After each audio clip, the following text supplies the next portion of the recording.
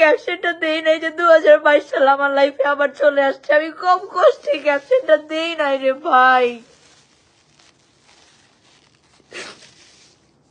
কত বাজে ভাবে একটা মানুষ ঠকাইতে পারে আল্লাহ। কি পায় এগুলো করে আবার বলে নিষিদ্ধ জিনিসের প্রতি আকর্ষণ বেশি। আমি জানি সে আমার লাইফে লং টাইম থাকবে না, এর জন্য তার প্রতি আমার এত ভালোবাসা। ও রে আল্লাহ, একটা মানুষের মাইন্ড এতটা খারাপ কিভাবে হইতে পারে? সে মেয়ে মানুষকে কিছু মনেই করে না, তার কাছে মেয়ে মানুষ কোনো মানে মেয়ে মানুষ এক্সিস্টই করে না। মানে সে রাজা, তার অনেকগুলো দাসী, সে যা চায় সে তাই করতে পারে। He can do anything.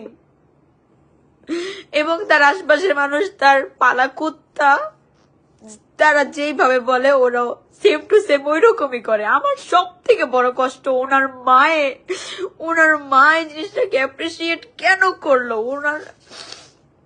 উনি আমার সাথে যোগাযোগ করে কেন আমাকে বলে নাই যে তুমি এই জেলে থেকে দূরে থাকো, তুমি তোমার লাইফ অন্যভাবে সেটেল করে না, আমি তোমার পোলাটা সামলাইতে পারতেছি না। আমাকে তো সাবধান করা যাইতো। ওনার ফ্রেন্ড সার্কেলের মানুষকে তো আমার বলতে পারতো যে দেখেন আপনি যার সাথে সম্পর্কে আছেন সে কিন্তু এরকম, আপনি যায়েন না, আপনি পারলে সরে যান। সবাই ওনাকে ভয় পায়, উনি এত বেশি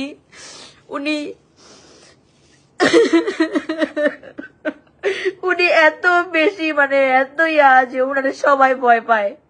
কেউ ওনার সামনে এগেইনস্টে মুখ খুলতে চায় না। আজকে এটা কথা সত্যি, আজকে যদি উনি জেলে না থাকতো আমিও সাহস করতে পারতাম না এই লাইভে এসে এই কথাগুলা বলার জন্য। উনি এভিডেন্স রাখতে দিত না। এই যে আমার কাছে এত এত প্রমাণ, উনি তো এখন জেলে, এর জন্য পারতেছে না। না হলে উনি ঠিকই এইগুলো সব রিমুভ করাই দিত, ফোন ভেঙে ফেলতো, এইটা করতো ওইটা করতো, আমাকে ভয় দেখাইতো। বাট আল্লাহ ছেড়ে দেয় না, বুঝছেন? আর মেয়ে মাইরা পাশা পোসা কালা বানায় লাইছে।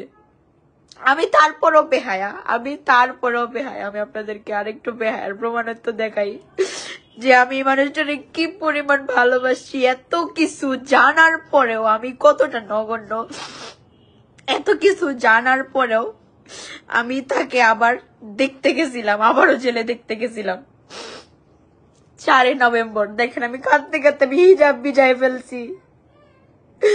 আমি আবার তাকে জেলে দেখতে গেছিলাম। আমি কতটা খারাপ হইতে পারি, আমি কতটা নগণ্য হইতে পারি যে মানুষটা আমাকে এত বাজেভাবে ঠকাইছে তারপরও তাকে আমি দেখতে গেছি। আমি একা একা নিজের ভিতরে এই জিনিসগুলা নিয়ে এতদিন বসেছিলাম। আমি আপনাদেরকে কিছু বলি না।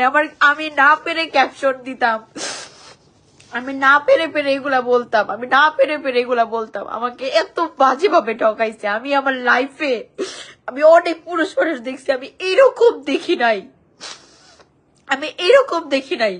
যদি কোনো একটা মেয়ে একটা ছেলের প্রতি লয়াল থাকে, ওই ছেলের তো 7 কপালের ভাগ্য যে এখনকার দিনে লয়াল থাকাটা খুবই ডিফিকাল্ট। এখনকার দিনে লয়াল মেয়ে পাওয়া যায় না।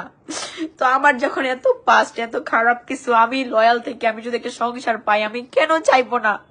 আমি ওইটা ভেবে আমার সর্বস্ব দিয়ে, আমার মা কতবার বলছে ও তোর এত ঘুরায়, ও তোরে বিয়ে করবে না। আমি বলছি মা উনি ওইরকম না। ওনার মার সাথে আমাকে কথা বলাই দিছে তুমি এগুলা বইলো না। আমি আমার মা বাবার সাথে এরকম করে হইতেছে ওনারা নিয়ে বড়াই করতাম। আমি এরকম বলছি বাবা এত বড় বড় মুখ করে ওদের সামনে আমি বলি আমার মুখটা আপনি রাইখেন, আমাকে বিয়ে করে স্বীকৃতি দিয়ে। উনি বলছে তোমার মুখ আমি কখনো পড়তে দিব না।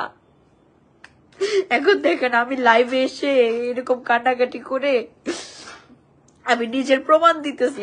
আমি আরো একবার আমি এরকম করে কান্নাকাটি করতেছি। আমি মানে আমার সিচুয়েশনটা বুঝবেন না আপনারা কেউ বুঝবেন না। এগুলা কেউ বুঝবেন না যে আমার সাথে কি হয়েছে। আমার 2টা বছর নষ্ট করে দিয়েছে। আমার তো বয়স প্রায় শেষ, আমি সামনের বছর 28 বছর হয়ে যাবো। আমার আর কি আছে জীবনে? আমার ড্রেস আপ চেঞ্জ করছি, আমার লাইফস্টাইল চেঞ্জ করছি, আমি ঘর থেকে বেরোয়া বন্ধ করে দিয়েছি, আমি ঘরের ভিতরে নিজেকে বন্দি করে ফেলছি একটা মানুষের জন্য যে সে আমাকে বিয়ে করবে, আমাকে সংসার দিবে।